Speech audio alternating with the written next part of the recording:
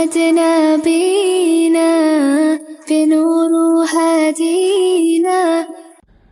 محمد رسول اللہ صلی اللہ علیہ وسلم کی بات حق ہے، آپ پر ایمان لانا حق ہے، آپ کی اتباع کرنا آسانی میں، پریشانی میں، سستی میں، چستی میں، اچھے حالات میں، برے حالات میں، ہر حال میں اتباع کرنا فرض ہے۔ کوئی شخص آپ کو فالو کیے بغیر مسلمان نہیں ہو سکتا۔ رب العزت نے فرمایا لَقَدْ كَانَ لَكُمْ فِي رَسُولِ اللَّهِ أُسْوَةٌ حَسَنَةٌ، بلا شبہ یقیناً تمہارے لیے اللہ کے رسول کی ذات میں بہترین نمونہ ہے۔ لِمَنْ كَانَ يَرْجُو اللَّهَ وَالْيَوْمِ الْآخِرَ، جو اللہ اور آخرت کے دن پر ایمان رکھتا ہے اور اللہ تعالیٰ کو کثرت سے یاد کرتا ہے۔ یہ آیت نبی صلی اللہ علیہ وسلم کی اتباع آپ کو فالو کرنے کے تعلق سے اصل اور بنیاد ہے۔ اتباع کیا ہے؟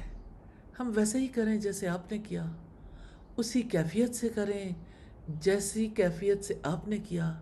آپ نے جس کو چھوڑ دیا ہم اسے چھوڑ دیں، آپ کے آداب اور اخلاق حسنہ کو اپنائیں۔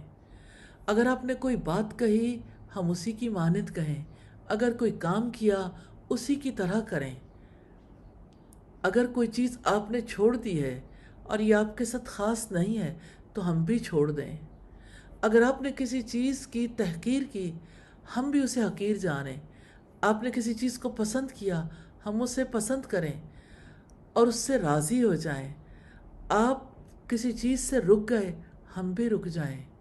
ہمارے لیے جائز نہیں ہے کہ اس سے آگے بڑھیں یا پیچھے ہٹیں۔ اللہ سبحانہ و تعالی اور رسول اللہ کی طرف کوئی بات منسوب کرنا بڑا جرم ہے، جس کی سزا جہنم کے سوا کچھ نہیں۔ اللہ کے رسول صلی اللہ علیہ وسلم نے فرمایا من کذب علی متعمدا فلیتبوأ مقعدہ من النار، جس نے جان بوجھ کر مجھ پر جھوٹ باندھا اس کو چاہیے کہ اپنا ٹھکانہ آگ میں بنا لے۔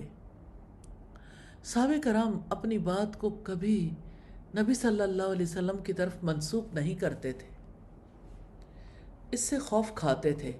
سیدنا عبداللہ ابن مسعود فرماتے ہیں میں نے فلاں مسئلے میں رائے سے کام لیا ہے، اگر وہ درست ہے تو اللہ تعالیٰ کی طرف سے ہے، اگر غلط ہے تو یہ میرے اور شیطان کی طرف سے ہے، اللہ اور اس کا رسول اس سے بری ہیں۔ اندازہ کیجئے کہ اپنے علم کے بارے میں مکمل چھان بین کے باوجود صحابہ کرام کہتے تھے کہ اگر میری رائے، میرا فتویٰ قرآن اور حدیث کے خلاف آ جائے تو یہ شیطان کے بہکاوے کی وجہ سے ہے، اس کا اللہ اور اس کے رسول سے تعلق نہیں ہے۔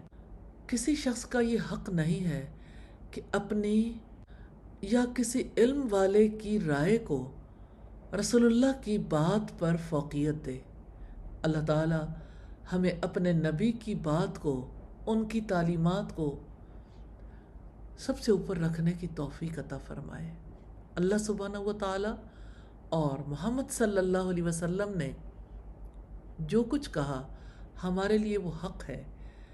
ہم نے اپنے نبی کی بات کو، ان کی تعلیمات کو فالو کرنا ہے۔ اللہ تعالی ہمیں اس کی توفیق عطا فرما دے۔ آمین ثم آمین۔